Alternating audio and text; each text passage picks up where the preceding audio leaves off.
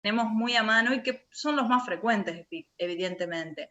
El dolor odontológico, el dolor sinusal o las neuralgias. Las neuralgias no son nada frecuentes, pero suena mucho en el medio y es un motivo de derivación muy común, y de hecho me ha pasado incluso de 5 pacientes que me derivan, esto no lo tengo estudiado, pero más o menos es de 5 pacientes que me derivan con el título de neuralgia del trigémino, 2 nada más tienen el diagnóstico de neuralgia de trigémino propiamente dicho. Entonces hay mucho mal diagnóstico y ni les cuento los que andarán por ahí y que nunca llegan a un especialista y que tienen el diagnóstico igual. De hecho, cuento una anécdota, pero cuando empezamos a trabajar con el doctor Ciraolo, yo estaba recién empezando en cefaleas, me plantea, el doctor dice, mirá, Fiorella, me derivan muchos pacientes que no tienen una evaluación dentro del hospital para operarlos por neuralgia del trigémino. ¿Te animás a que yo te mande todos estos pacientes, vos los veas y me decís si realmente son neuralgias o no? Y ya la primera semana ya empezamos a notar de que había mucha derivación para cirugía de neuralgia del trigémino, que realmente o no había hecho el esquema medicamentoso bien, o no había... o no era una neuralgia trigémino efectivamente. El dolor facial es uno de los motivos de consulta y de absentismo laboral más frecuentes que hay. Tiene una prevalencia de 17 a 25% de población general en el transcurso de la vida y 7 a 11% de formas crónicas, es decir, más de 3 meses de dolor facial. Digamos, la cabeza y el cuello, la cara y el cuello tienen una anatomía súper compleja, con muchísimas estructuras que potencialmente dan dolor. Eso hace de que en general nos sentamos súper perdidos cuando el paciente le dice me duele acá y no sabemos a qué atribuirlo, me duele acá y no sabemos a qué atribuirlo porque requiere, digamos, un cierto entrenamiento y una cierta, haber visto bastantes pacientes para encontrar el diagnóstico. La idea nuestra con esta reunión es justamente eso, abrir el panorama y que hablemos de lo más frecuente y lo más característico, por así decirlo, dentro de los dolores faciales. El primer paso frente a un paciente es entender de que el paciente habla en japonés y nosotros en chino. Y que parece, nosotros no le entendemos nada a ellos y ellos no nos entienden nada a nosotros, por más que hablemos en español. El tema es el siguiente, la terminología que el paciente tiene en su sensación subjetiva de dolor tiene que ser traducida por nosotros y no podemos pretender que el paciente sepa qué es el dolor, como yo defino el dolor frente a él.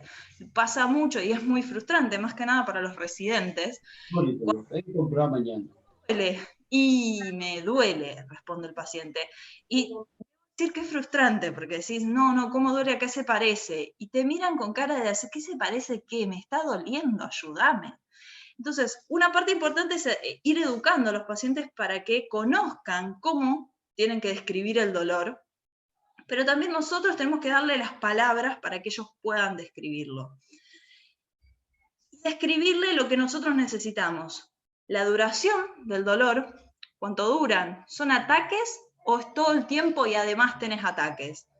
¿Cómo es el dolor? Son parecidos a una descarga eléctrica, es una sensación punzante, late, es como algo metido, algo que aprieta, algo que quema. Darle las palabras para que el paciente elija qué palabra le parece más parecida a lo que le pasa. A veces es imposible, pero bueno, tendríamos que hacer el mayor esfuerzo a fin de poder diagnosticar bien. Los ataques, cuando por ejemplo tenemos descargas o cuando tenemos tiempos de 1 hora, ¿tienen algún desencadenante o son porque sí? El dolor es de un solo lado, se pasa al otro, se pasa para atrás, irradia para algún lado, tiene una distribución anatómica. En esto nosotros tenemos hoy en día casi la gran mayoría de los consultorios va a tener una computadora. Tenemos que tener a mano las herramientas que tenemos y no nos podemos quedar con la duda de si esto que me señala el paciente es anatómicamente correspondiente o no. Googleen, muchachos, cómo es la distribución anatómica de del trigémino y se acabó, y lo vemos. ¿Se irradia? ¿Es solamente un trigémino, solamente la rama de 3 de trigémino, o se irradia al oído, o se irradia hacia la frente, o se irradia a toda la cabeza, al cuello, al pecho? Es importante ver si es un dolor de una sola rama de un nervio o es un dolor más extenso. Si hay síntomas acompañantes, particularmente en dolor facial, los síntomas que más nos van a servir son los síntomas autonómicos: lagrimeo, rinorrea, inyección conjuntival, tosis, congestión nasal, etc. Y otra cosa importante es si existe alguna periodicidad, porque muchas veces nos ayuda a determinar si el dolor aparece más a la mañana, a la tarde, si despierta de noche, etc. Si tiene periodos de remisión, si alguna vez esto ya le había pasado, por ejemplo, el año pasado, y este año vuelve a aparecer más o menos en la misma época.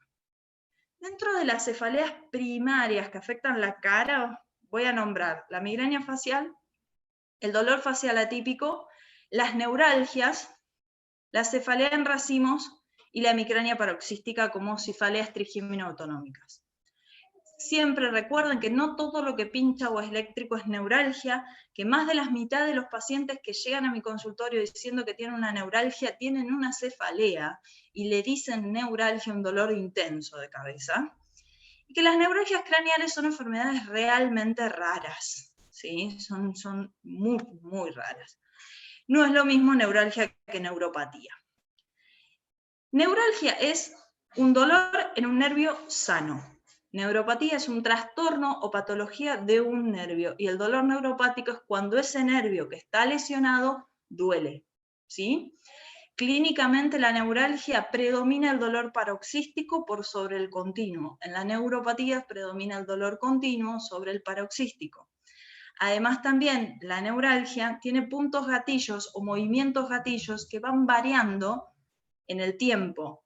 En cambio, la neuropatía, si me duele cuando me toco este diente, me va a seguir doliendo cuando me toco este diente y esta zona, y es puntual y no varía. Y me entra aire frío y me duele también, pero con otros estímulos táctiles no los voy a desencadenar, ¿sí? En cambio, la neuralgia, un día me va a desencadenar esto, pero un día me va a desencadenar este, y otra vez cuando me suene la nariz, y va variando en el tiempo. Las trigémino-autonómicas son más raras que las neuralgias todavía, predominan un poco más en los varones que en las mujeres, duran segundos, que es muy raro, realmente muy raro, pero lo más común es que duran de 5 minutos a 3 horas. Más allá de las 3 horas hay una sola patología, que es la hemicrania continua, que es básicamente un dolor continuo con síntomas autonómicos en periodos. El dolor trigémino-autonómico es de los más severos que existe, ¿sí? Es un dolor muy fuerte, es unilateral estricto, hay algunos casos bilaterales, pero a los fines prácticos es estrictamente unilateral. Los síntomas autonómicos, y tienen típicamente el fenómeno despertador y el predominio vespertino, tarde, noche, y suelen tener el mismo horario en donde despiertan al paciente o pueden predecir, por así decirlo, ahora en una hora voy a tener un ataque. El dolor facial persistente idiopático también es raro, tiene un inicio unilateral, pero suele difundirse. En general, suelen partir de neuropatías del trigémino que se van complejizando por una reorganización a nivel central de los procesos del dolor. Entonces los inhibidores del dolor empiezan a fallar y ese dolor se cronifica y ya se transforma. Son esos pacientes que empiezan, me hicieron un tratamiento de conducto, empezó el dolor acá, pero a los 3 meses ya me afectaba toda la cara, y ahora me duele todo el hombro, el brazo, y ya no sé qué más hacer, y cuando me pongo nervioso me duele más, y cuando me expongo a una comida picante me duele más. Entonces empiezan a agregar un montón de desencadenantes y complejizar el dolor de una forma muy, muy bizarra para nosotros, pero tiene su lógica dentro de entender de que ya no es el nervio que está lesionado, sino las regiones corticales. Básicamente un paso a paso que nos es útil para enfrentarnos a un paciente con dolor facial es trauma. Si tiene trauma, tomografía. Si no tiene trauma, edad. Mayor de 50 años, buscar arteritis de las células gigantes. Si no tiene menos de 50 años, síntomas neurológicos asociados, no. Perdón, si tiene síntomas neurológicos asociados, Horner, cualquier tipo de déficit neurológico, tenemos que pensar disección carotidia y masa ocupante de espacio. Dolor estrictamente facial, pensar en ATM, dolor odontológico y hacer las derivaciones pertinentes. Síntomas de otorrinolaringología, que vamos a hablar hoy, derivación pertinente. No tiene nada de todo esto y parece ser una cefalea primaria, ¿sí? Puede ser migraña, puede ser Horton, derivación al especialista. Más que nada, ¿por qué? Porque la migraña es súper frecuente, pero la migraña facial es un diagnóstico en general de especialista y el Horton es un manejo de especialista. Y paroxismos unilaterales con gatillos es una neuralgia del trigémino y tenemos que estudiar al paciente con una resonancia con cortes finos del tronco para buscar causas secundarias. Si el dolor facial es persistente, amén de pensar en psiquiatría, lo mejor es el manejo interdisciplinario y entre todos poderle dar al paciente distintas formas de alivio y mejorarle la calidad de vida, porque es probable que el dolor ese no se recupere completamente. Bueno, eso es lo que tenía para contarles. Dejamos las preguntas por ahí para el final, ¿verdad, Lur? Sí, sí, muchísimas gracias, Fiorella. Así que, bueno, si alguno tiene alguna pregunta, al final de todo vamos a hacer todo un pool de preguntas y respuestas. Entonces ahora le vamos a dar la palabra y te pido por favor que dejes de compartir tu pantalla y le vamos a dar la palabra al doctor Carlos Ciraolo, que es neurocirujano del Hospital Italiano de Buenos Aires y bueno, que trabaja con nosotros y fue el que creó básicamente este grupo en el que nos hizo parte a todos nosotros y nos va a hablar un poquitito de la neuromodulación en cefaleas.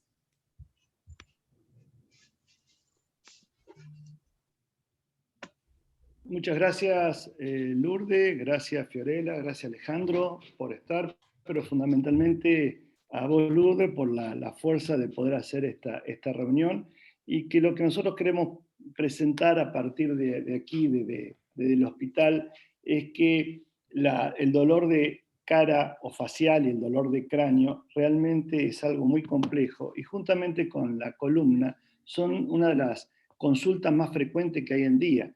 Y si nosotros vemos de un hospital tan grande, que las puertas son múltiples de entrada, la idea de este grupo de trabajo es empezar a unificar cómo llegar con una idea inter y transdisciplinaria que no solamente abarca a estos 4 pilares de otorrino, cirugía de cabeza y cuello, neurocirugía y neurología, sino también a otras especialidades que van más allá como imágenes, psiquiatría, etc.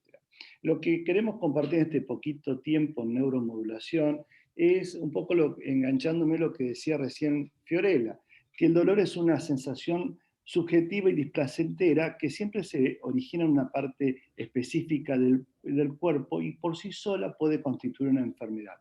Y que nosotros, desde el punto de vista de neurocirugía, generalmente vamos a trabajar o tratar cuando ya pasan por todas estas escaleritas que muy bien describió Fiorella, en nuestro tratamiento o en el manejo de cefalea y dolor facial, que es cuando el dolor se hace crónico y generalmente llamamos crónico cuando persiste más de 3 meses. Hay muchos factores que modulan el dolor, como cualquiera, y no está exento el dolor facial y el dolor de migraña o cefaleas o cráneos faciales, en el cual el sexo y la edad tienen una importancia, los grupos etarios son a considerar. El nivel cognitivo puede variar de cómo en la parte subjetiva juega mucho la personalidad del paciente, en qué momento de la vida se produce el dolor, cómo es la relación y cómo afecta o no con otras personas, o si busca un factor o un beneficio secundario, si tuvo aprendizajes previos de experiencias de dolores y obviamente el contexto del ambiente, el estrés ambiental y urbano, como así también en la cultura, educación en el cual se mueve el paciente, juegan un papel también importante en esta sensación subjetiva del dolor. Los tratamientos que nosotros tenemos para dolor, tanto sea para lo que estamos charlando hoy, para cualquier parte de nuestra economía, son tratamientos farmacológicos tratamientos complementarios a estos tratamientos farmacológicos, como pueden ser kinesiología, tratamientos como Reiki, mindfulness, etc. Y luego ya son específicos, como pueden ser infusiones o como bloqueo, ya sea de drogas o corticoides en la zona dolorosa, o ya vamos a ir avanzando en los tratamientos a través de infusiones farmacológicas, pero ya sí a nivel del sistema nervioso, cuando son muy refractarios, como la bomba de infusión intratecal, o actuar sobre los circuitos neuronales, ya sean con medios ablativos, como puede ser que ahora vamos a charlar la radiofrecuencia o la radiocirugía, o por medio de la estimulación o la neuromodulación eléctrica, ya sea a nivel espinal, a nivel cerebral de corteza o intracerebral, ya sean cortical o profunda, y sobre los nervios periféricos. Entonces, de todas las técnicas neuroquirúrgicas en el tratamiento de las cefaleas crónicas o los dolores cérvico-craneofaciales, que es el grupo que nosotros trabajamos, tenemos bloqueos farmacológicos o procesos ablativos por radiofrecuencia en distintos ejes o dianas de nervios periféricos, como el occipital, el trigémino, el esfenopalatino, infusión intratecal de opioides, neuromodulación o estimulación eléctrica a nivel profundo o a nivel cortical, a nivel de los nervios periféricos, ya sea a nivel de la rama C2 en el nervio occipital de Arnold, a nivel supraorbitario, o a nivel del ganglio esfenopalatino, o a nivel del ganglio trigeminal, estimulación de la médula espinal cervical por todo el circuito del asa del nervio trigeminal, estimulación del nervio vago, que funciona mucho en cefaleas crónicas de larga data, y la descompresión de neurovascular. Como ven, el panorama y las herramientas que tenemos son amplias, pero vamos a detenernos en las que están marcadas rápidamente, poder explicar algo o contar algo de ellas. Y nos sometemos dentro de los dolores faciales, el dolor facial más común, que es el dolor o la neuralgia del trigémino, que como bien nos explicó hace un ratito Fiorella, es un dolor paroxístico severo, lacinante, que el paciente lo describe como algo eléctrico, que generalmente tiene estímulos mecánicos leves que producen el gatillo de dolor. Generalmente puede abarcar una, dos o de las tres ramas del trigémino, generalmente es mayor en la segunda y tercera rama. Puede tener periodos libres de dolor o por reacciones espontáneas, y realmente es más frecuente en personas más de 50 años y con una epidemiología de 4 cada 100.000 habitantes por año. Nosotros este dolor trigeminal lo podemos clasificar en dolor trigeminal o dolor facial atípico. Y dentro del trigeminal, ahora vamos a explicar cómo son, tenemos el idiopático, atípico o atípico, el neuropático, el de desafrentación, el sintomático o secundario a otros cuadros, o el posherpético. El dolor trigeminal típico es un dolor, como lo describimos recién, punzante, quemante, lacerante, que tiene generalmente una zona gatillo que puede afectar una o varias de las ramas del nervio trigémino. Generalmente hay un concepto más bien ya casi con una evidencia bastante médica, que la relación de la arteria cerebelosa por su latido sobre la emergencia del nervio trigeminal en el tronco es una de las causantes de este dolor trigeminal típico, y que tiene, como dijimos recién, remisiones o tiempo libre de dolor con un examen neurológico normal, y fundamentalmente son muy sensibles o actúan muy bien o responden muy bien a la carbamazepina. El dolor trigeminal secundario es lo mismo, tiene las mismas características que el recién idiopático típico, pero está secundario a otras enfermedades como tumores o enfermedades vasculares. Luego tenemos el dolor trigeminal atípico, que es una presentación mucho más rara. Puede ser, como también refería recién Fiorella, constante o cambiante, siempre sigue la anatomía del nervio. Aquí lo importante es que la carbamazepina, generalmente el primer droga de elección, es negativa, y que generalmente la causa es por un una compresión vascular más distal. Y luego tenemos el neuropático, en el cual aquí ya es una sensación por la enfermedad del mismo nervio, una sensación alterada, que nosotros llamamos causalgia, porque tiene trastorno de percepción, sienten como algo molesto, como algo dormido que le duele. Sigue también la anatomía, esto es muy importante para hablar dentro del dolor trigeminal, la anatomía del nervio, y generalmente está relacionado en personas que han sufrido traumas o otros cuadros como infecciones. Hay otras causas de dolor facial que no nos detenemos, como lo habrán escuchado, como el síndrome paratrigeminal, el síndrome de Gradenigo, el dolor talámico que también afecta a la cara, y que generalmente este dolor es como una anestesia muy, muy displacentera y constante que afecta el territorio de la cara ipsilateral del territorio del trigémino.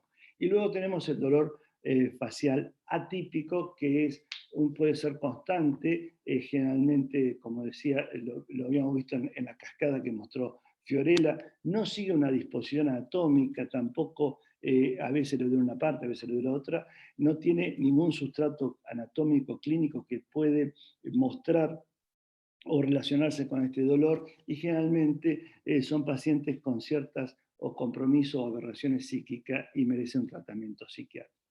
¿Cómo realizamos el tratamiento quirúrgico de lo mismo? Es cuando el paciente dolor trigeminal se hace refractario, o a veces los efectos adversos de la medicación, que son polimedicados, tienen mayores riesgos en persistir con los mismos que el riesgo quirúrgico. Y tenemos distintas opciones, como son procedimientos ablativos, como dijimos hace un ratito, descompresión neurovascular, neuromodulación y radiocirugía.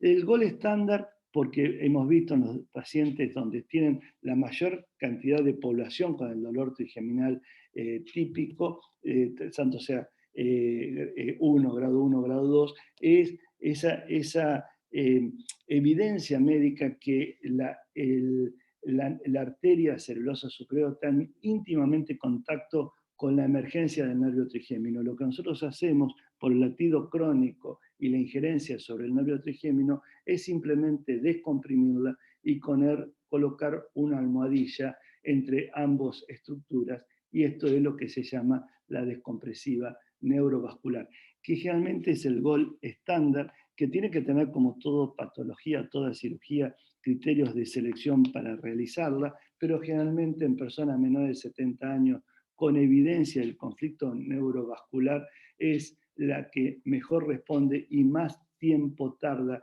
el paciente en presentar una recidiva de dolor.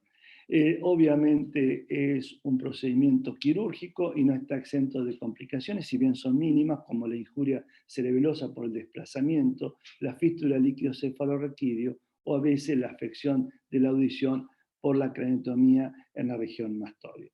Luego tenemos procedimientos ablativos, y aquí me quiero meter un poco más, porque no solamente son procedimientos ablativos del trigémino, sino de las otras dianas que hemos visto de nervios periféricos que influyen en los dolores faciales o craneofaciales o cérvico-craneofaciales.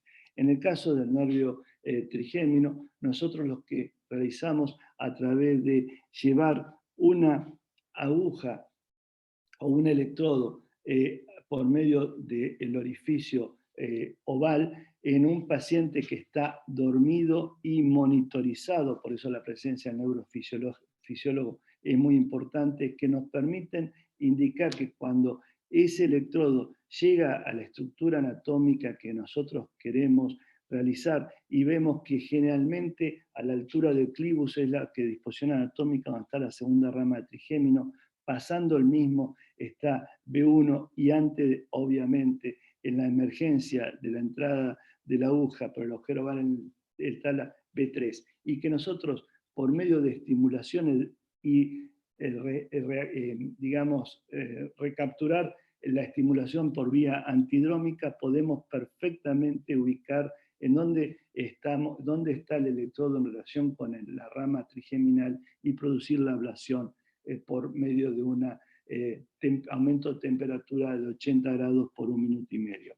Obviamente esto no está digamos, indicado o casi contraindicado en la primera rama trigeminal, porque ustedes saben, la primera rama trigeminal tiene también un área motora sobre la córnea, y en este caso, cuando nosotros afecta esa primera rama, si queremos seguir con procesos ablativos, lo que realizamos es métodos compresivos, en el cual, por la misma ingreso, como hicimos recién con electrodos que producían la termolesión, podemos introducir un balón que lo insuflamos por tiempo de aproximadamente 1 minuto y medio, en el cual comprime el territorio del ganglio, de la estructura del ganglio de Gasser, y esa cisterna trigeminal, al estar comprimido, produce una ablación periférica de las ramas en cuestión.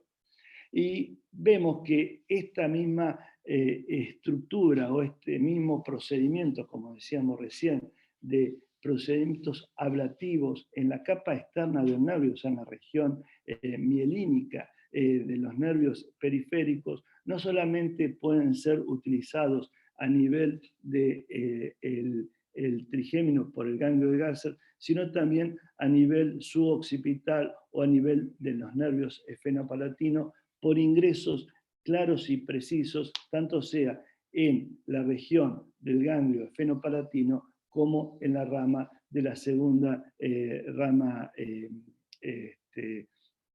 del cervical o el nervio de Arnold.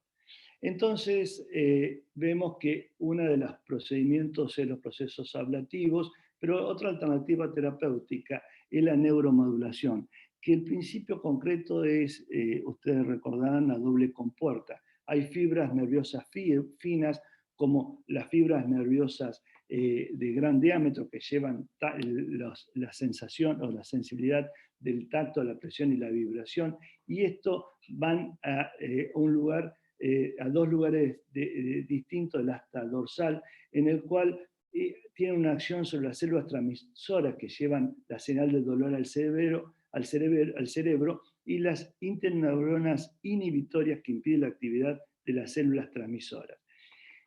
Estas hacen de que las fibras finas lo que producen es producir o bloquear las células inhibitorias. Entonces eso facilita correctamente las células excitatorias, cosa contraria a la fibra de gran diámetro, o sea, las de tacto, táctiles o de presión, que al inhibir estas, al excitar estas células inhibitorias, obviamente actúa sobre inhibiendo las células excitatorias.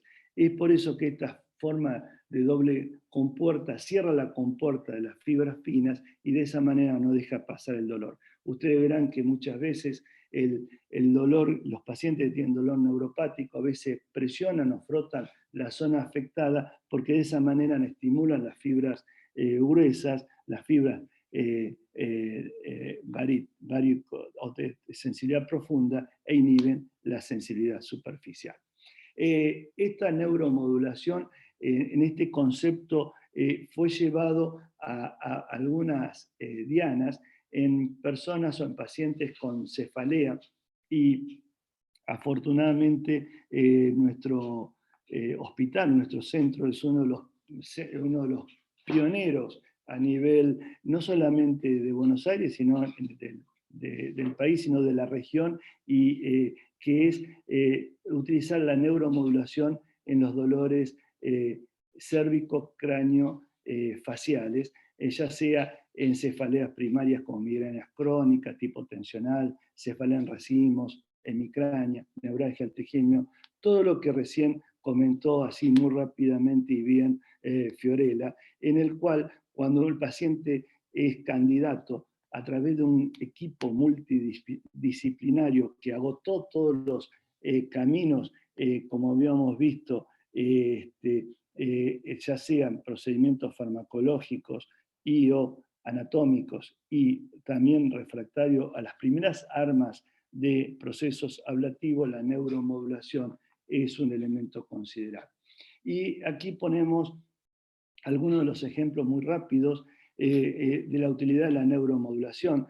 Aquí tenemos una paciente de 36 años, policía, que en una manifestación sufrió un efecto traumático sobre la rama supraorbitaria izquierda y que al ser totalmente refractaria y por tener una sensibilidad, una alta sensibilización primaria y secundaria a nivel cortical, tuvimos que realizar una neuromodulación local de la región donde fue lesionada y una estimulación o neuromodulación a nivel de la corteza en el área motora, que no se sabe muy bien cómo el fundamento de la neuromodulación eléctrica a nivel de la región motora de la región central del cerebro, en la disposición somatotópica donde está la cara, pero se cree que por contracciones musculares y por liberación de neurotransmisores tiene un efecto inhibitorio del dolor.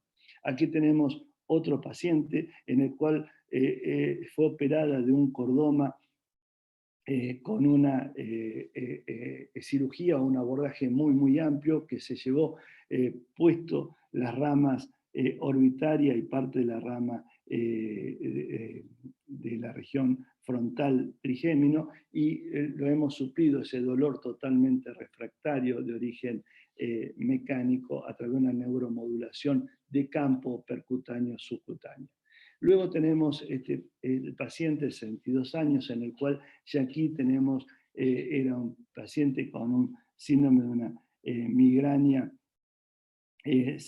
craneofacial totalmente refractario, en el cual tenía múltiples internaciones y lo que se colocó es una combinación mixta de electrodos a nivel del ganglio fenopalatino y a nivel del nervio occipital o síndrome de Arnold. Aquí tenemos una paciente que tiene una neuralgia típica idiopática trigémino que recibió descompresión y múltiples procedimientos percutáneos, y al ser refractaria lo que se hizo es colocar dos electrodos, uno directamente en el ganglio de Gasser y el otro a nivel de la primera rama donde más ella tenía el gatillo, el dolor trigeminal. Y por último, para poner simplemente algunos ejemplos, esos dolores de cefalea tensional de una mujer de 31 años, en el cual no llevaba más de 8 años de dolor, con múltiples estatus o clúster de dolor por nivel tensional, y lo que hemos colocado a nivel bilateral, dos neuromoduladores de estimulación eléctrica a nivel del ganglio de gas. Esto simplemente para mostrar que la estimulación cortical se hace sobre la dura madre, no hay necesidad de la apertura de la misma, y que los estimuladores o lo que nosotros llamamos electrodos de campo de estimulación periférica del nervio se hacen simplemente por punciones subcutáneas siguiendo el trayecto del mismo nervio, ya sea a nivel occipital o a nivel de la región efenopalatina. Por último, para ya ir finalizando, recordar que está empezando a tener boga también en neurocirugía funcional y, por qué no, en dolor facial, la radiocirugía, en los dolores trigeminales, que es dar una alta dosis radiante en la emergencia del nervio trigeminal cuando, digamos, cabalga sobre el tentorio cerebral, y ahí es la parte que son 6 milímetros en el cual el nervio trigémino está casi o prácticamente amielínico, y la radiocirugía tiene un factor neuromodulador radiante muy efectivo. Entonces, no podemos ver y podemos estar charlando mucho tiempo de múltiples procedimientos, pero que ninguno ha demostrado ser superior al otro en todos los aspectos, y que evidentemente nosotros cuando abarcamos debemos ser como un sastre que hace el plan terapéutico a medida. Y qué mejor, por toda la complejidad que tienen estas pacientes con cefalea, dolor facial o dolor cérvico craneofacial, que lo hagamos en este ámbito, que nuevamente agradezco a Luz de que lo podemos difundir, que es en esta idea filosófica y conceptual de ser inter y multidisciplinario. Le agradezco mucho y creo que dejo la palabra ahora a Alejandro. Muchas gracias. Muchas gracias, doctor. Y como dijo usted, ahora vamos a escuchar al doctor Alejandro Jansón, que nos va a hablar de disfunción temporomandibular y cefaleas. El doctor es cirujano especialista en cabeza y cuello. Bueno, de ciencia ficción tu charla, Pachi. Realmente excelente. Muchas gracias, igual Fiorella. Y me sumo a las felicitaciones y el agradecimiento obviamente a Lourdes, que hizo todo esto posible. Bueno, un segundito. Bárbaro, se ve bien ahí. Empezamos. Bueno, mi nombre es Alejandro Jansón. Yo soy cirujano de cabeza y cuello del Servicio de Cirugía General del Hospital Italiano. Y, a ver, pongo esta imagen que habla por sí misma, ¿no? Por muchos años se creía que las cefaleas eran un castigo de los dioses, o que se debían a la presencia de algún espíritu maligno que estaba dentro de la cabeza, y hasta se hacían trepanaciones, ¿no? Orificios en el cráneo para poder liberar a las personas de este gran mal. Han pasado muchos años, hoy en día no le abrimos la cabeza a la mayoría de los pacientes, Pachi, a la mayoría de los pacientes, para curar su dolor de cabeza, pero incluso sabemos que no hay espíritu maligno, sabemos que hay desencadenantes, ¿no? La mayoría de los pacientes puede reconocer, tal como dijo Fiorella, que hay, digamos, determinados alimentos, determinadas circunstancias, hasta cambios atmosféricos que se asocian con el dolor de cabeza.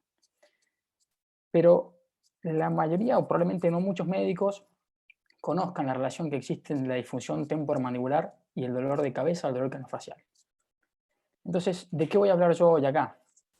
Voy a tratar de describir qué es la disfunción temporomandibular, voy a tratar de contarles qué es eso, voy a contarles qué relación tiene con el dolor craneofacial y las cefaleas, y voy a tratar de proporcionar las herramientas para sospechar y diagnosticar una disfunción de ATM o DTM, lo vamos a decir así, más fácil, una DTM, y describir el manejo terapéutico básico. Entonces, ¿qué es la DTM o qué es la disfunción temporomandibular? Vamos a empezar definiéndola, pero vamos a hacer un breve repaso de lo que es la articulación temporomandibular.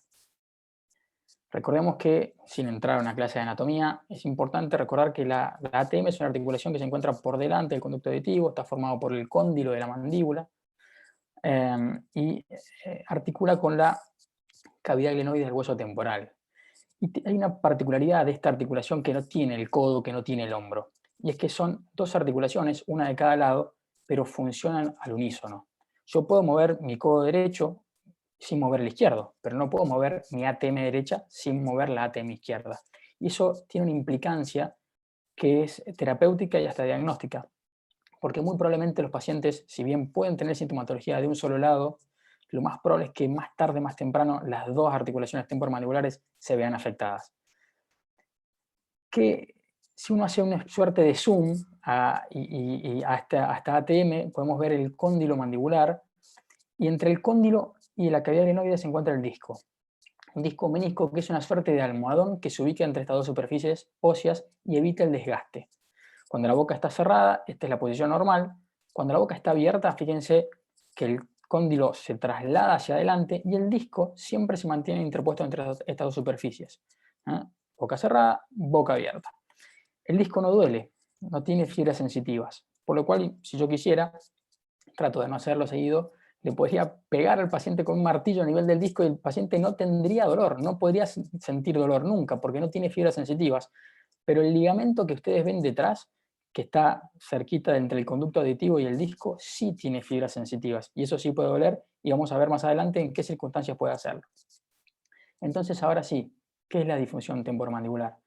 Bueno, el libro dice que es un conjunto de alteraciones musculoesqueléticas y o neuromusculares que afectan la ATM, los músculos y o los tejidos adyacentes. A mí me gusta decir que la disfunción temporomandibular, tal como lo dice su nombre, es el funcionamiento inadecuado de dicha articulación. Disfunciona, funciona mal.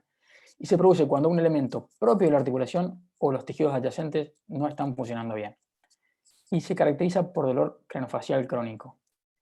Entonces, si nosotros vamos a ver qué porcentaje de la población se ve afectado, entre el 5 y el 12% de la población tiene en algún momento una disfunción temporomandibular, una DTM.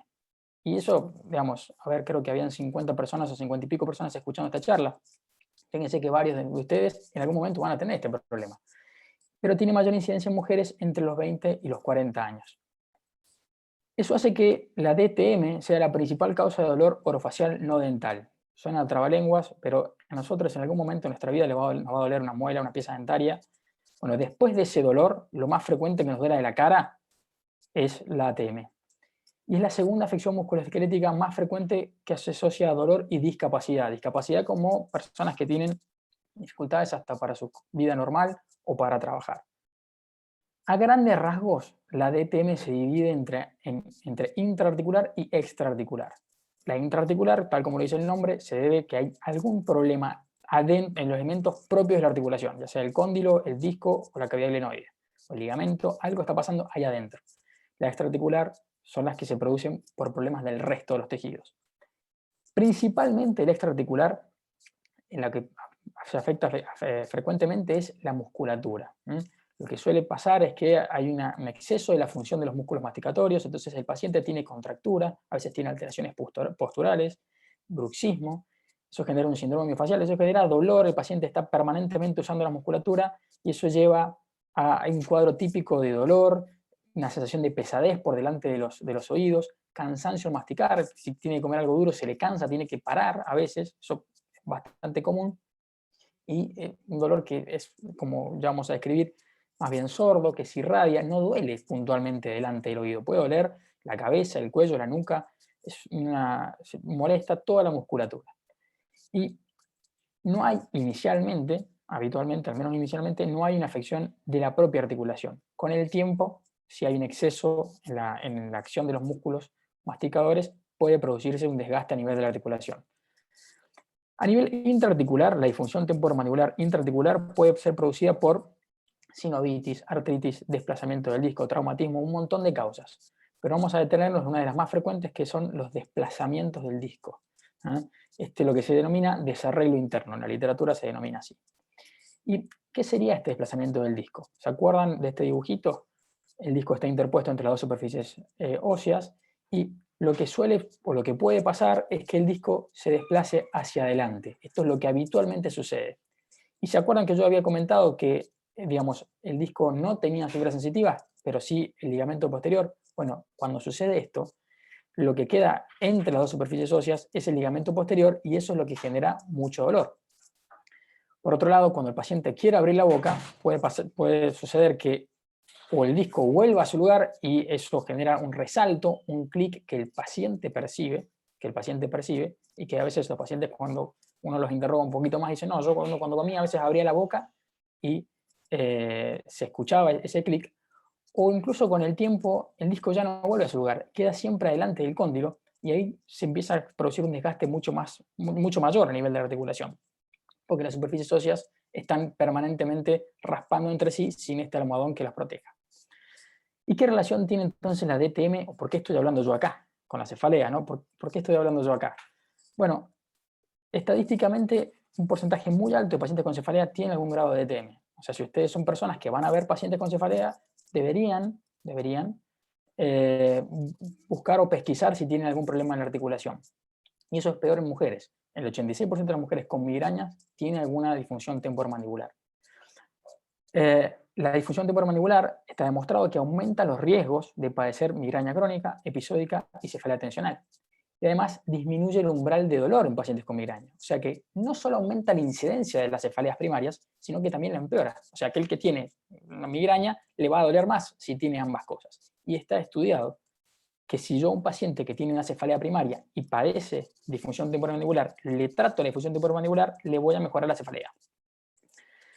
¿Por qué se produce esta DTM, no? Bueno, hay un montón de causas. Como todo, hay múltiples factores. Traumatismos, alteraciones en la oclusión. Alteraciones en la oclusión, así como si yo piso mal, puedo tener un problema en la rodilla. Si yo muerdo mal, que es una alteración de la oclusión, los dientes cómo encajan, puedo ser que tenga un problema en la articulación temporomandibular. Bruxismo es el exceso del uso de la musculatura masticatoria de manera inconsciente. El estrés, ¿quién no tiene estrés hoy en Argentina? Alteraciones posturales, aquellas personas que tienen vicios en la postura o a veces una cirugía abdominal puede terminar condicionando por diversas cadenas musculares y demás que un paciente tenga un problema en la articulación temporomandibular. Y se cree que haya un factor hormonal no menor que podría explicar que se produzca más en mujeres. Los estrógenos tendrían algún tipo de relación en la patogenia de la DTM. ¿Cuándo vamos a sospecharlo? Ustedes van a recibir un paciente, lo van a estar evaluando por una cefalea, y bueno, se les puede empezar a preguntar por las características del dolor. El paciente puede tener cefalea, puede tener migraña, sabemos, pero también puede referir un dolor preauricular, más bien sordo. Esto es muy poco específico. O sea, no hay un dolor que uno diga, ah, eso es típico de disfunción temporomandibular. No, para nada. Es un dolor que el paciente a veces lo describe en el cuello, en la cara, por delante del oído. Pero lo que sí vamos a tratar de buscar son ruidos articulares. El paciente cuando abre la boca, es muy fácil preguntarle. Usted cuando abre, cuando come, siente ruidos, y la mayoría de los pacientes sí lo perciben. Alteraciones en la oclusión, que hayan notado que de repente su mordida cambió. Y la limitación funcional. Es básicamente que el paciente por momentos se le traba la boca, no puede abrirla, le duele cuando la abre. Esos son síntomas muy típicos de la DTM. Esto palpar de esta manera es muy sencillo. Uno se coloca detrás del paciente, delante, se le coloca los dedos dentro del conducto auditivo y se le pide al paciente que abra la boca. Y van a ver que se escucha muy fácil o se percibe el resalto que es ese disco que está mal ubicado y que se vuelve a colocar. E incluso las superficies óseas cuando raspan se puede escuchar. Es muy sencillo y muy fácil. ¿Y qué estudios vamos a pedir? Bueno, se piden a grandes rasgos 2 estudios, uno para ver el hueso y otro para ver el disco. Para ver el hueso tenemos la panorámica de mandíbula, que es una radiografía, o la tomografía, y es esta la imagen que uno puede ver. Fíjense, sin entrar en detalles, que que en la articulación del lado derecho, bueno, no hay espacio articular, ahí evidentemente hay algún problema grave producto del desgaste. Y esta es la resonancia. Si ustedes vuelven a ese dibujito que yo había mostrado en ese momento, van a tratar o pueden tratar de ver, acá se ve el cóndilo y acá se ve la cavidad glenoidea, y lo que está remarcado en ese cuadrado rojo, por delante se ve el disco que está en una posición anterior. Y ese disco ya nos permite a nosotros diagnosticar por resonancia que ese paciente tiene un desplazamiento anterior del disco y tiene una disfunción temporomandibular intraarticular. ¿Cuáles son los objetivos ahí se ve? ¿Cuáles son los objetivos del tratamiento? Los objetivos del tratamiento, cuando tengo un paciente con esta característica, yo tengo que tratar de aliviar el dolor, de mejorar la función, que pueda abrir bien y cerrar la boca, y evitar la progresión de la degeneración articular, que no genera artrosis, como cualquier articulación. Y lo que sí sabemos es que el manejo debe ser multidisciplinario, algo que rescató el doctor Giraolo, y que obviamente a todos nos tiene acá, la participación de todos. Primero, ese paciente, digamos, no es tan fácil diagnosticar una DTM, entonces ese paciente tiene que haber pasado por el resto del equipo. Aquellos otros especialistas, si se puede, un especialista de cefalea, un otorrino, si ya tienen un neurocirujano como Giraolo en su centro, desde ya que se lo mandan. Y ese paciente, digamos, va a llegar a ustedes sabiendo que no tiene otra cosa o que probablemente no lo tenga.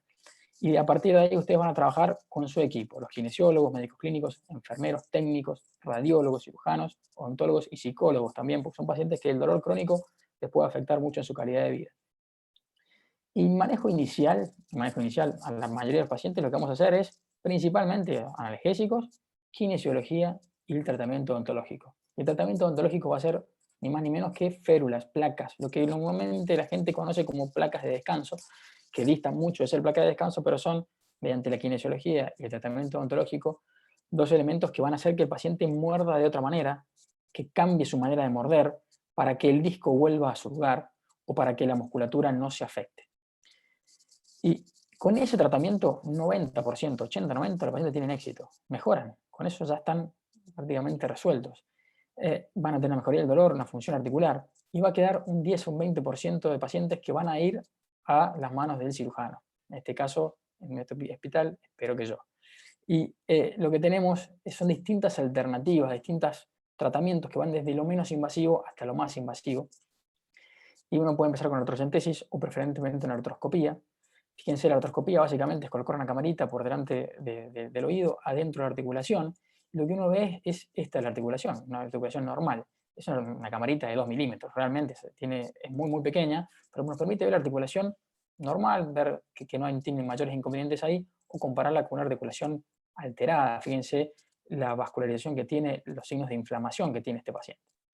Y la artroscopía, digamos, nos permite remover mediadores inflamatorios, volver el disco, poner el disco en su lugar, hacer una serie de cosas que modifican las condiciones que están generando dolor en el paciente, y con una muy baja tasa de complicaciones, el 90% de los pacientes los voy a lograr solucionar con la artroscopía, un tratamiento mini-invasivo.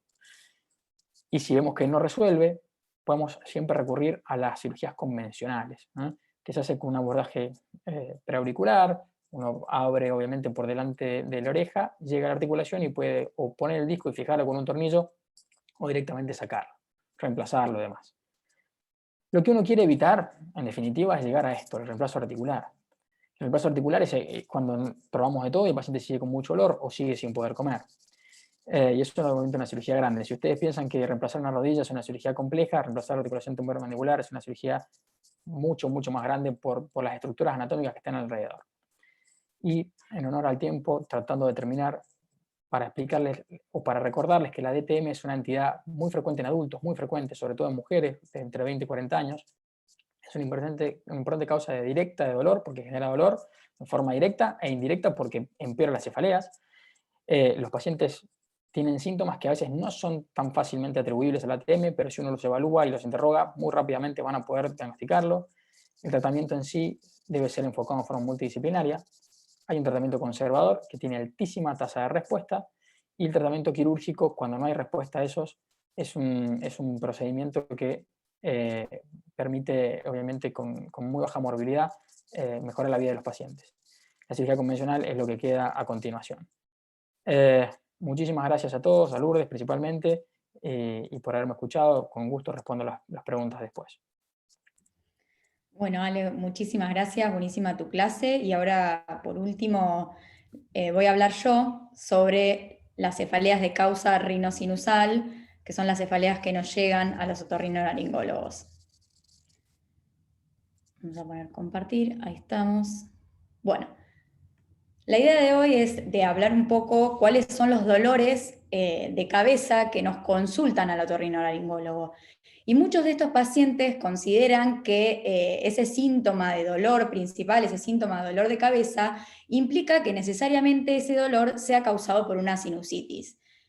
Sin embargo, muchas veces pueden presentar migraña y suelen confundir todos esos síntomas con una infección rinosinusal. Entonces, muchas veces, gran parte de la consulta otorrinolaringológica implica explicarle al paciente que su cefalea o que su dolor craneofacial no es de causa rinosinusal. Ahí estamos.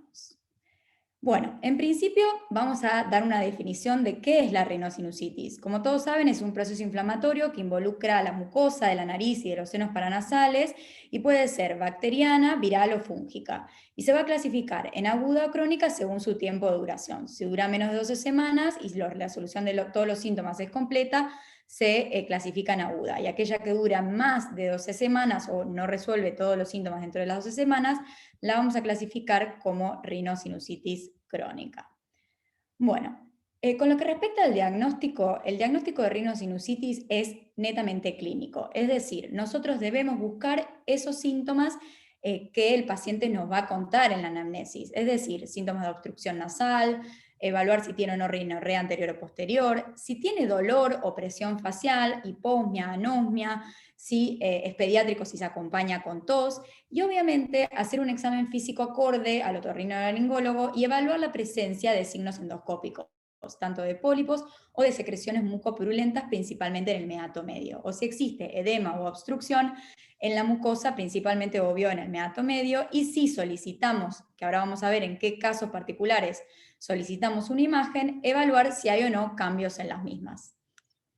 Entonces, ¿cuáles son los principales síntomas que nos tiene que referir el paciente para que nosotros pensemos que su cefalea es de origen rinosinusal? Obviamente, obstrucción nasal, rinorrea, tanto anterior como posterior, tanto sea mucosa, hialina o purulenta, anosmia, hiposmia o síntomas más generales como tos, laringitis, astenia. Y la cefalea, ¿cómo debe ser? Lo más frecuente es que es un dolor leve, tanto de sensación de tensión o de peso y sobre todo en el seno afectado.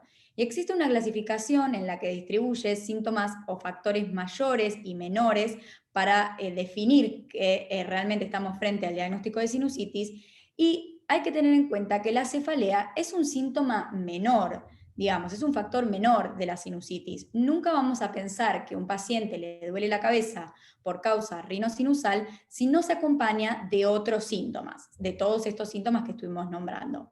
Un caso muy particular y que debemos sospechar por ahí de una sinusitis esfenoidal es aquel paciente que nos refiere una cefalea occipital. Pero obviamente este paciente nos va a referir algún otro síntoma para que nosotros sospechemos que su causa es de sinusitis esfenoidal. De todos modos, muchas veces por ahí, porque la infección está localizada en un solo seno, como es el esfenoides, puede que algunos síntomas sean un poco solapados y el diagnóstico final lo hagamos con una tomografía. Pero hay que sospecharlo en todo paciente que nos dice que su dolor es predominantemente occipital. Entonces es muy importante cuando nos llega a la consulta otorrinolaringológica de este tipo de pacientes hacer un buen examen físico con una rinoscopía anterior, hacer un examen de la orofaringe para ver si el paciente traga mocos o si tiene rinorrea posterior, ver con una endoscopía o una rinofibroscopía si hay o no, digamos, mucosidad, si el paciente presenta puntos dolorosos a la palpación de un seno, del seno maxilar o del seno frontal, los palpamos y evaluamos si tiene dolor a la palpación. Por eso es importante que evaluemos con una endoscopía si observamos edema o hiperema a nivel de la mucosa, si observamos secreciones a nivel del meato medio, que nos van a confirmar nuestra sospecha de que su dolor sea de causa rinosinusal. Entonces, ¿cuándo a nuestro paciente le vamos a pedir una tomografía? Cuando sospechamos una complicación, cuando la evolución es tórpida a pesar del tratamiento adecuado, o cuando hay una persistencia o recurrencia de los síntomas. Y muchas veces algunas cefaleas frontales debemos pensar en ciertas patologías que se sitúan en el seno frontal y que pueden generar dolor muy característico en esa zona, como son los osteomas frontales o como son los mucoceles frontales. Muchas veces nos pasa en nuestra consulta que los pacientes vienen con una tomografía o con una resonancia que ha sido solicitada por un médico clínico, por un neurólogo o ha sido solicitada por otro profesional y que el mismo paciente o quizás el otro profesional quiere descartar que la cefalea no sea de causa rinosinusal. Obviamente lo primero es investigar si hay otros síntomas concomitantes, o sea, si hay otros síntomas que nos hagan sospechar que el paciente tiene sinusitis y que no nos, simplemente por ver una imagen, no vamos a hacer un diagnóstico definitivo. Pero hay ciertas imágenes que nos tienen que hacer sospechar que el paciente tiene dolor causado por esa sinusitis. Principalmente las monosinusitis maxilar, que el dolor va a ser muy característico, hay que evaluar si no tiene una infección dental que lo esté generando o una tumoración. Y en ese caso, si el paciente no resuelve la patología con tratamiento antibiótico, vamos a tener que hacer un abordaje quirúrgico para drenar ese seno y obviamente en ese caso el paciente va a mejorar su dolor. Pero muy diferente es el caso de aquel paciente que viene con esta tomografía, en la que solo vemos una imagen quística sin compromiso del sitio de drenaje del seno maxilar. Muy probablemente ese paciente, la causa de su dolor facial no va a ser de causa rinosinusal, no va a ser por tener simplemente un quiste de retención mucosa. En ese caso tenemos que explicarle al paciente que hay que buscar otros motivos por los cuales él se aqueja de ese dolor. A pesar de que quizás tiene un componente de rinitis crónica porque es alérgico y demás, claramente el dolor facial no va a estar generado por un simple quiste polipoideo a nivel del seno maxilar, sino que tiene que haber otros síntomas y otras componentes a nivel de las imágenes que nos hagan sospechar realmente de un diagnóstico de sinusitis que puedan ser la causa del dolor. Entonces, el tratamiento cuando el paciente tiene una sinusitis aguda va a ser en primer lugar la amoxicilina por 10 a 14 días y evaluar su respuesta clínica a las 48 a 72 horas. Si es buena va a completar el tratamiento, si es mala vamos a rotar antibióticos.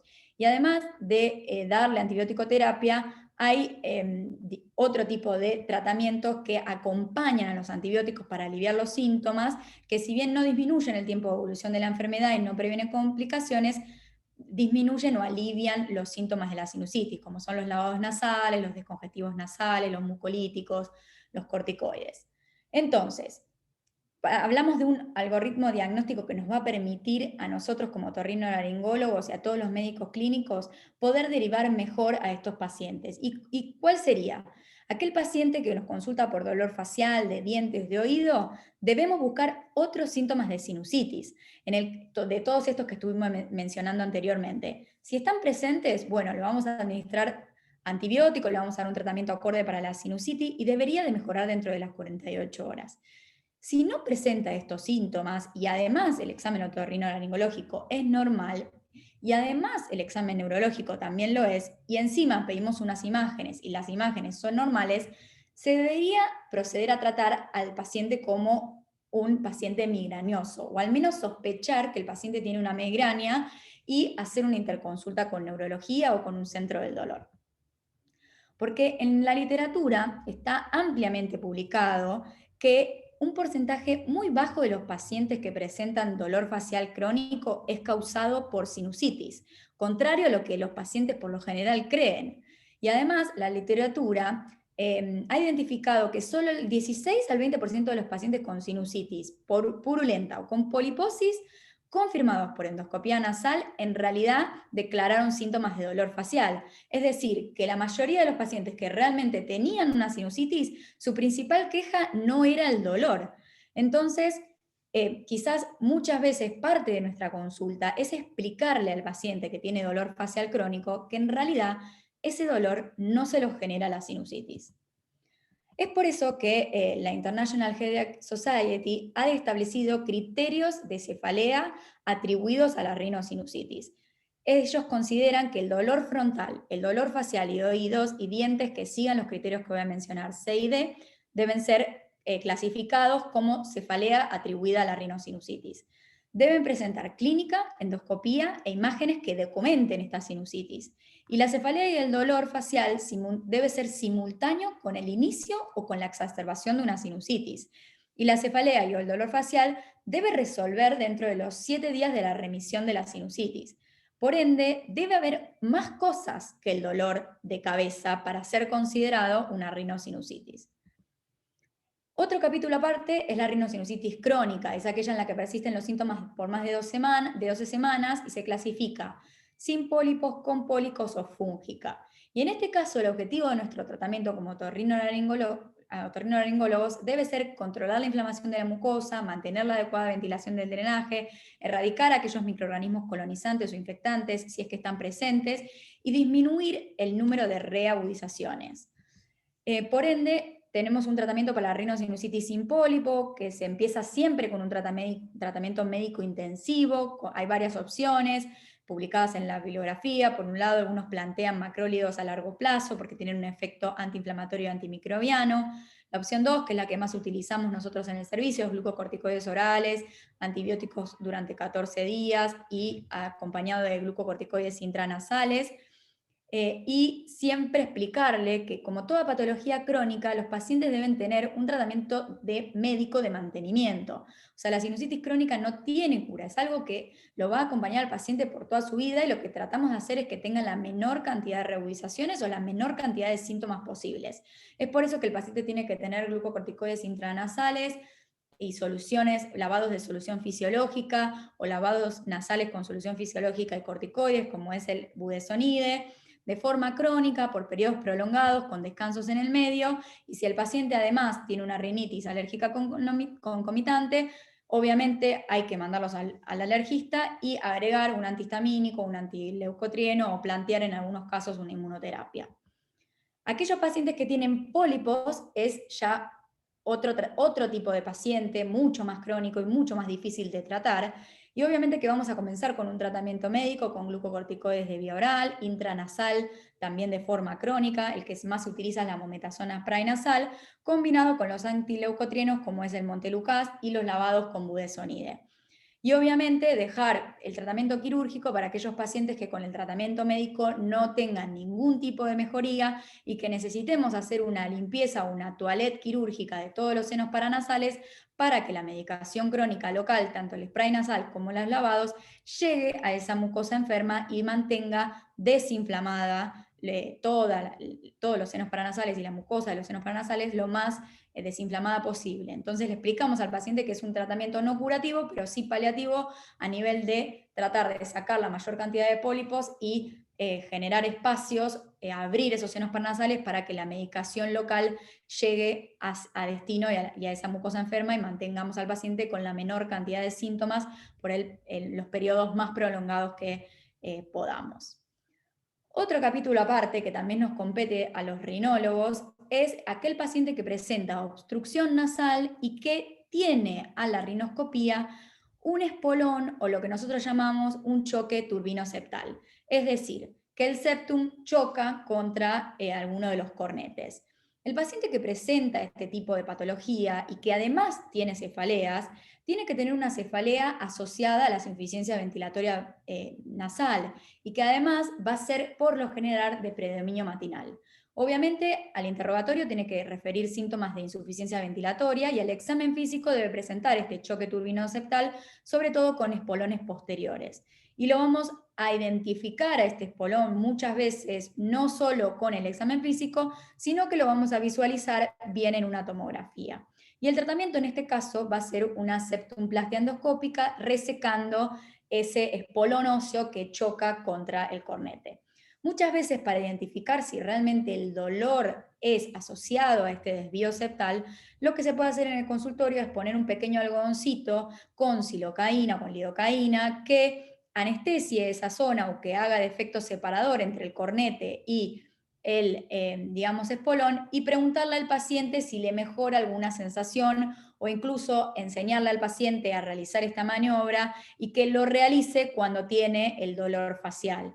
Entonces podríamos de esa manera constatar si realmente el dolor es por esta causa o por algún, o realmente no, sino que es un paciente migrañoso o tiene una cefalea tensional que a su vez tiene el tabique desviado, ya que 70% de la población podemos tener el tabique desviado, podemos tener un espolón.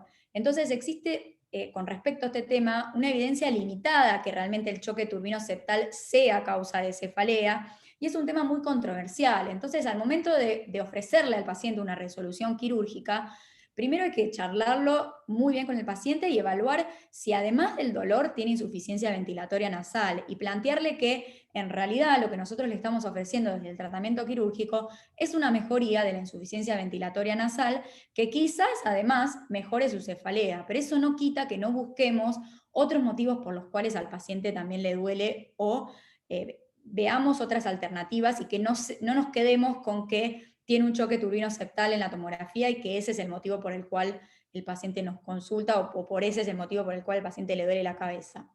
Entonces, es muy importante como otorrinolaringólogos hacer un diagnóstico diferencial de las cefaleas, ya que el 74,3% de las cefaleas referidas como rinosinusales en realidad cumplen criterios de migraña, y 82% de las cefaleas sinusales responden empíricamente a triptanes, y 4 de cada 5 individuos que se autodiagnosticaron de cefalea rinosinusal en realidad están sufriendo una migraña. Entonces, en un estudio que se publicó, 49% de los argentinos refieren al menos una cefalea en el último año, y un estudio de Phoenix encontró que el 86% de los pacientes que autoinformaron antecedentes de dolor de cabeza sinusal cumplían en realidad criterios de migraña o de probable migraña. Entonces, las migrañas y los dolores de cabeza debido a problemas rinosinusales se suelen solapar o se suelen confundir fácilmente porque los síntomas de ambas afecciones a menudo se superponen, porque ambos pueden ocurrir con dolor de cabeza sinusal, o sea, presión o dolor a nivel del seno paranasal, congestión nasal, lagrimeo, pueden empeorar con los cambios climáticos, incluso frente a la exposición de alérgenos. Entonces es muy común que estas patologías sean confundidas, tanto por los médicos como por los pacientes. Y ahí está nuestro rol de identificar otros síntomas de sinusitis a nivel del examen físico o de una tomografía que nos confirmen un diagnóstico o el otro. Incluso algunos estudios han demostrado que hasta el 90% de los dolores de cabeza sinusales en realidad son migrañas. Y otro estudio lo que investigó eran estos síntomas rinosinusales en pacientes que presentaban migraña. Hicieron un screening en 2.400 migrañosos y 84% refirió dolor o presión facial, 82% dolor a nivel de los senos paranasales, 63% congestión nasal, 40% rinorrea y 38% congestión ocular. Por lo que implica que muchos de estos pacientes que en realidad creen que tienen sinusitis, en realidad tienen migraña. Y es muy importante hacer la derivación o trabajar de forma conjunta en equipo con los neurólogos para que estos pacientes no sean polimedicados y que persista su dolor facial.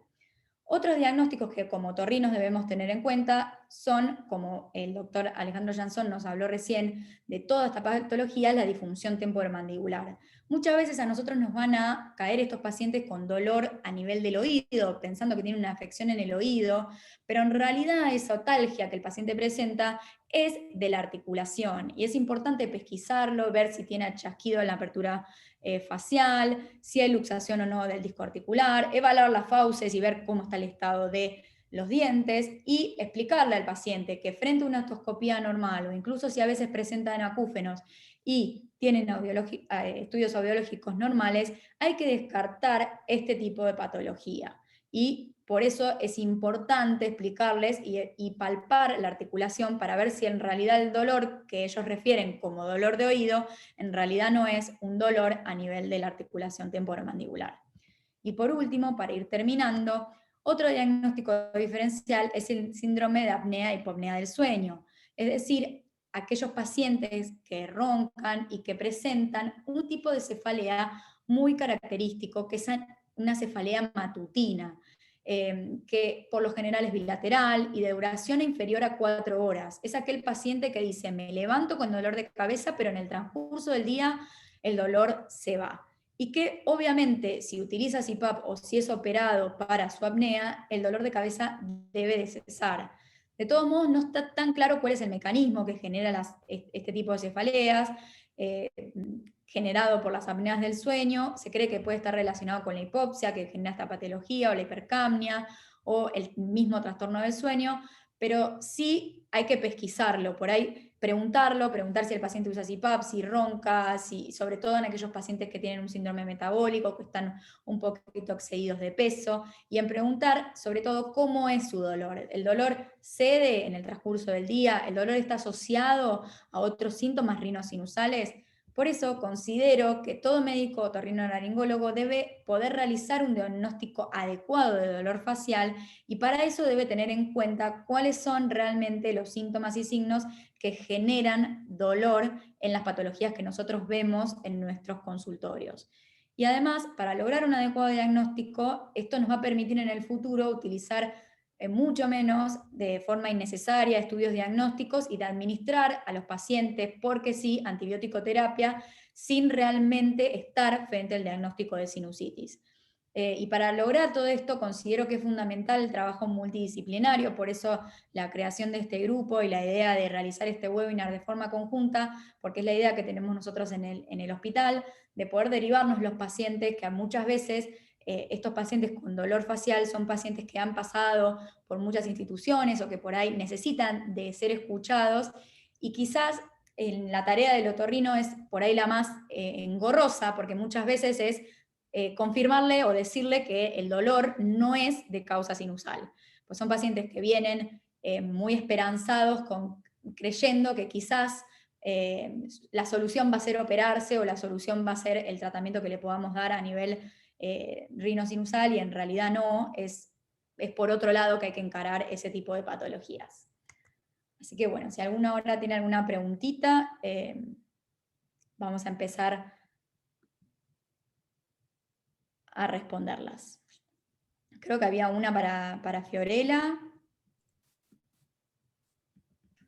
Así es, acá Mayri Girón dice, ¿qué tratamiento podemos usar en la neuralgia trigeminal refractaria? Una paciente femenina de 45 años que consulta y está con carba 1000 miligramos día, difeniliantoína 300 y pregabalina 75.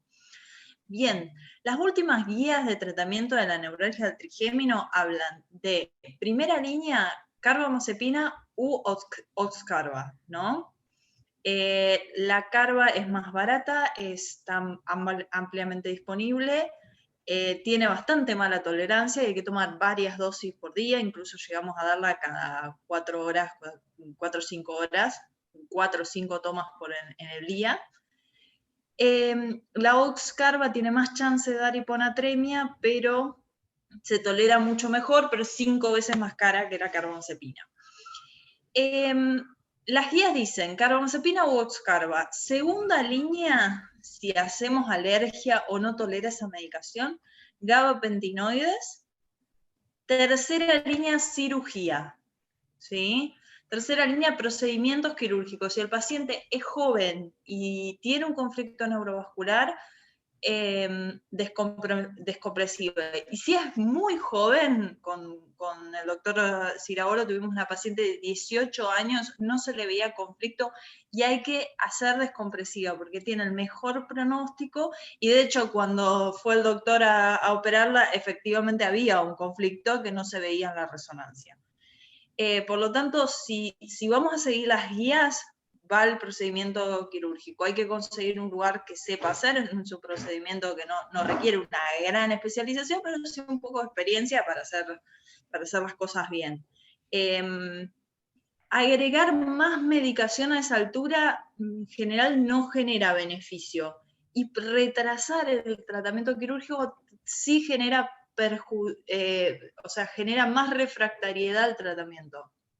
Por lo tanto, hoy en día la tercera línea en neuralgia trigémino son los procedimientos, entre comillas, resetean el nervio y nos permiten que al año, 2 años, son los procedimientos menos invasivos y quizás 10 años después volvamos a empezar con medicación y vuelvan a funcionar.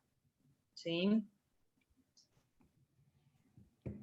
Buenísimo. Acá tenemos otra pregunta para el doctor Jansson, de parte de un cirujano de cabeza y cuello de Perú, que nos pregunta si tiene algún esquema preferido de analgesia para los pacientes con trastornos de ATM. Bueno, a ver, el tratamiento farmacológico inicial, digamos, creo que debería comenzar, voy a agregar acá después, voy a copiar un artículo que es de acceso libre de la Asociación Canadiense de Odontología, que habla que uno debería comenzar con AINES. La mayoría de los AINES tratan, digamos, y sin tener un aire por sobre otro, tratan la mayoría de los dolores que son leves a moderados. Y queda en un segundo plano el dolor, ya el uso de otros medicamentos como los opiáceos y relajantes musculares centrales, donde la mayoría de estos pacientes, tanto con AINES, porque tienen que ser usados por lo menos 2 semanas, y agregando algún relajante muscular, si está con muchísimo dolor, algún corticoide en el episodio agudo, eventualmente si el paciente realmente está con un episodio realmente muy refractario a esa sintomatología, algún opiáceo, eso debería ser más que suficiente. Pero entender que estos pacientes, digamos, no podemos tratarlos desde el punto de vista farmacológico solamente, y si no agregamos un tratamiento kinesiológico y odontológico de entrada, ese paciente va a persistir con dolor. El dolor obviamente lo va a acosar. Y siempre contar con la posibilidad de esos pacientes que son refractarios con algún especialista en dolor. Nosotros tenemos la posibilidad, yo no manejo antidepresivos, no suelo indicar ese tipo de medicación que se da en pacientes con dolor crónico, para eso lo derivo. Y eventualmente me reservo la artroscopía como un procedimiento diagnóstico, porque muchas veces pacientes que tienen dolor que es refractario, en la artroscopía uno encuentra alguna situación como una condromatosis o algún otro cuadro clínico que es totalmente refractario al tratamiento analgésico. Pero ahora lo voy a agregar acá a ver si ahí lo acabo de subir. Es un artículo que es muy claro, es una revisión sistemática y la verdad que es muy claro. Bueno, ahí un poco enganchando con la otra pregunta que te realizaron, es que si utilizabas antidepresivos tricíclicos en la disfunción de ATM y si la disfunción de ATM se puede asociar con vértigo periférico. Bueno, yo antidepresivos, a ver, la verdad que no indico, no manejo esa medicación, no porque no tenga utilidad, está descrito como medicación que se da, está mismo ahí en la misma revisión, pero en general, la mayoría de los pacientes que tienen estos cuadros de dolor, cuando hacen un tratamiento adecuado kinesiológico, farmacológico y odontológico, mejoran mucho. Y si no, ese paciente muy probablemente resuelva con un tratamiento quirúrgico. No hemos tenido hasta ahora ningún paciente con una artroscopía, aunque sea un lavado articular, no haya mejorado. Y no haya mejorado, y me refiero a cambiar radicalmente su calidad de vida. Entonces, no hemos tenido necesidad, desde que estamos haciendo este tipo de procedimientos, de usar este tipo de medicación. Aunque no descarto que nos toque algún paciente que tenga que usarla, en cuyo caso lo derivaré a un especialista de dolor que por suerte tenemos en nuestro centro. Y con respecto a la relación del vértigo sí se relaciona. Es un poco un mito por qué se puede relacionar el vértigo y la disfunción temporomandibular. Se cree que podría ser por digamos, la contigüidad que tiene la ATM con el oído interno, pero no se sabe realmente por qué. Pero sí, digamos, hay muchos trabajos que demuestran que los pacientes con disfunción temporomandibular tienen mayor incidencia de vértigo. Así que igual en nuestra práctica no es muy común, no es muy común. En cuyo caso, si tengo un paciente con vértigo, se lo mando a la doctora Lourdes Príncipe que me oriente un poco. Sí, nosotros en el servicio tenemos un equipo de otoneurología y la verdad es que por lo general los vértigos periféricos no suelen asociarse a ATM, pero puede pasar que el paciente frente al vértigo esté muy estresado o esté, digamos, tenso por la sensación que genera el vértigo y eso haga que aumente su bruxismo y por ende por ahí pueda tener un poco más de dolor a nivel articular y se le sumen las dos patologías, pero no suele ser algo que veamos de forma conjunta tampoco en la consulta. Y bueno, después esta pregunta es para Fío y un poco también para el doctor Ciraolo. Dice, en caso de cefaleas de racimo que no responde a oxígeno o verosímil por tratamiento de radiocirugía, supongo que será, ¿cuál es la alternativa? Claro, ¿cuál es la alternativa del tratamiento?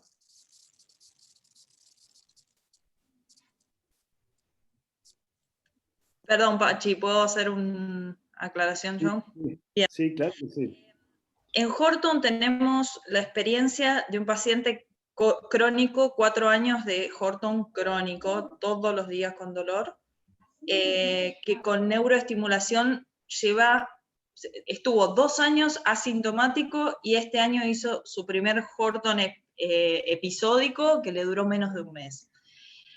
En general, cuando está recomendado la neuromodulación, está generando un montón de evidencia la neuromodulación, pero hablamos a partir del año de un Horton que no logras bajar la medicación. Recuerden de que si bien es típico que respondan al oxígeno, responden el 60%, no es diagnóstico del Horton, ¿sí? Que no responda a oxígeno no significa que descarta el Horton. Y una cosita más, y te dejo, Pachi, con respecto a ATM, recuerden que la gente que tiene ATM también tiene migraña, también tiene cefaleas tensionales, y que además del dolor de ATM puede generar un dolor hemicraniano pulsátil por su migraña. Entonces puede haber overlapping y puede ser que el ATM empeore la migraña o viceversa, ¿sí? Entonces lo que hablamos también es antidepresivos tricíclicos. Pueden mejorar cuando el fenotipo excede solamente esto y tiene características migrañosas, nos es súper útil los tricíclicos. Veo que hay muchos neurólogos, por eso también lo aclaro. Gracias, Fío. Gracias, Fío.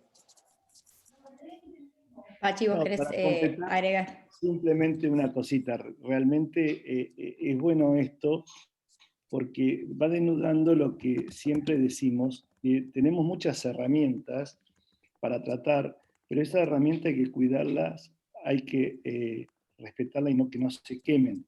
Por eso, en lo que son las herramientas, en lo que compete a mí, es como que estamos en la punta de la pirámide de los tratamientos.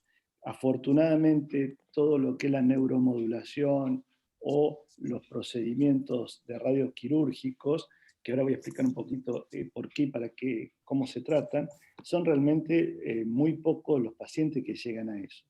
Lo bueno es, para mí, es fundamental, y no me canso de hacer hincapié aquí en donde puedo, es trabajar así en un grupo multidisciplinario y cómo las personas que más, digamos, atajan en la puerta de entrada del dolor, ya sea Alejandro, ya sea la gente de otorrino, Lourdes fundamentalmente, con todo lo que explicó y cuántos pacientes ingresan, es que al conocer todo esto podamos llevarlo a lo que a veces yo llamo, en el buen sentido, una directora de orquesta como es Fiorella, que va como manejando y modulando los distintos tratamientos en la escalera del dolor. Entonces, en la pregunta que se refería de la neuromodulación, hay evidencia clara que charlamos esta teoría de la doble compuerta, que la neuromodulación tiene su fundamento y su acción en momentos precisos, en una selección totalmente bien clara y exhaustiva del paciente. Y con respecto a la radiocirugía es la concentración de alta dosis radiante en un punto. Por lo tanto, para nosotros realizar radiocirugía, tenemos que tener un sustrato totalmente bien descriptivo y bien claro a dónde vamos a actuar y la función que esto va a tener. Hoy en día, si bien la radiocirugía empezó curiosamente por la Excel en la década del 50 para tratamiento del dolor, y el tratamiento del dolor era generalmente de dolor más que todo craneofacial en pacientes que tenían procedimientos o dolores oncológicos y le hacían una hipofisectomía por medios radiantes. Hoy lo que tiene evidencia en el dolor craneofacial es en la neuralgia del trigémino y se da en pacientes en el cual los otros procedimientos, como es la neuromodulación o procedimientos percutáneos, ablativos, han fracasado o no tienen su indicación porque no se pueden realizar por la edad del paciente o por las características clínicas, y la radiocirugía es una opción. Así que esto es un poquito lo que charlábamos con lo que contaba Fiorella. Hemos mostrado fotos que parecen, como decía Alejandro, de gran impacto, pero hay que cuidarlas, esas herramientas de neuromodulación, porque son muy poquitos los pacientes que llegan para poder ser efectivos y tienen su indicación precisa. Bueno, y por último una preguntita que me realizaron a mí, que habla de si la sensibilidad en el examen físico de los puntos dolorosos de la sinusitis y si solicitaron o no imágenes. La realidad es que los puntos dolorosos no tienen demasiada sensibilidad al momento de hacer un examen físico para evaluar si realmente el paciente tiene o no sinusitis. Se cree que hay que buscar aquellos síntomas que son considerados los factores mayores que van a definir a la sinusitis, la presencia de esos síntomas que van a ser tanto una rinorrea mucosa, purulenta anterior o posterior, es decir, rinorrea por nariz o rinorrea por detrás de la garganta, que el paciente refiere que esté tragando, si va a ser aguda, que el paciente haya presentado fiebre o presente fiebre en el momento de la consulta, y además obstrucción nasal, hiposmia, anosmia, congestión nasal. Es decir, que no solamente va a sentir presión facial, que es lo que genera la sinusitis en realidad, y que si uno lo toca debería de sentir mayor dolor, sino que para mí lo más importante es evaluar el resto de los síntomas que el paciente refiere, y no quedarnos con que me duele acá o me duele acá y por eso tenés sinusitis, o por eso tenés sinusitis crónica.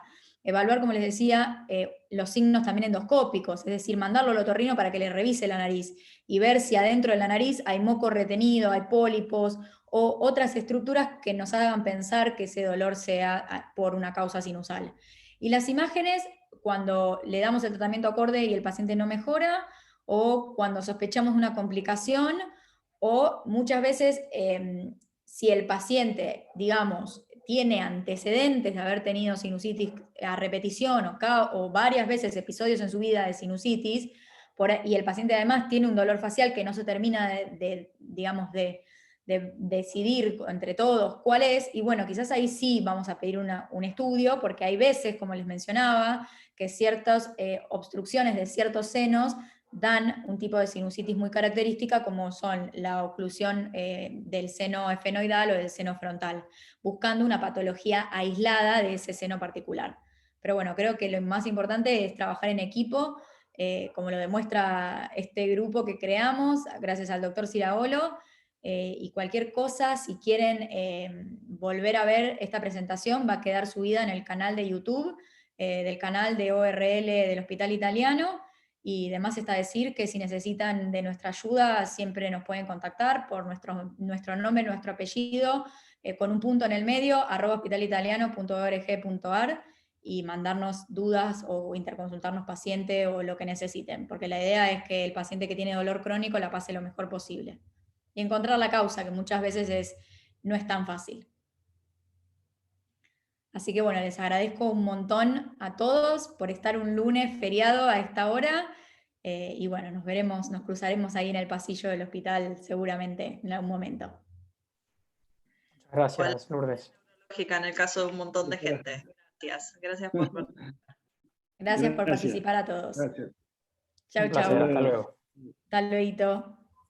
Chao.